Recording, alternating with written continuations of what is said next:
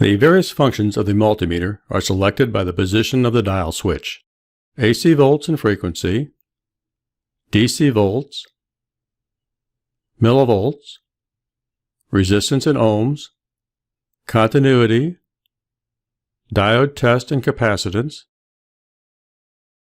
AC current and frequency, and DC current. This video simulates the measurement of the voltage of a battery. First, you select volts and DC on the meter. Then connect the positive lead of the meter to the plus terminal of the battery, and connect the negative lead of the meter to the negative terminal of the battery. When you turn on the simulation, the meter reads the voltage of the battery, 12 volts.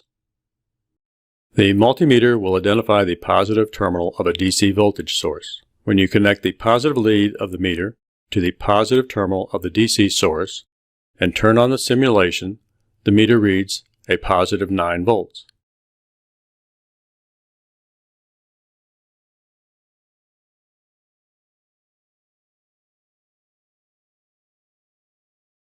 If you connect the positive lead of the multimeter to the negative terminal of the DC source and turn on the simulation, the meter will read a negative 9 volts. To measure the current in this circuit, you first set the meter on amps and DC. Then it is necessary to break the circuit and insert the meter into the circuit.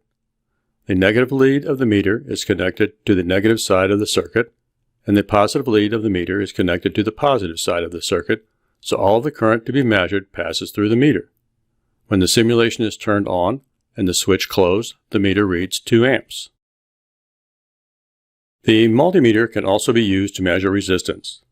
No power is applied to a circuit when measuring resistance, and the component whose resistance is being measured is isolated from other components in the circuit.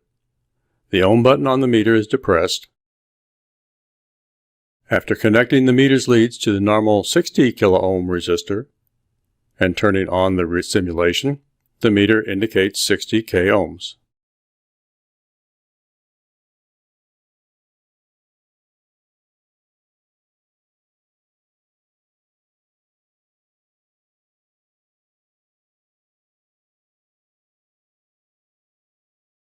When the meter is connected across the faulted open resistor, the meter displays a symbol for maximum resistance.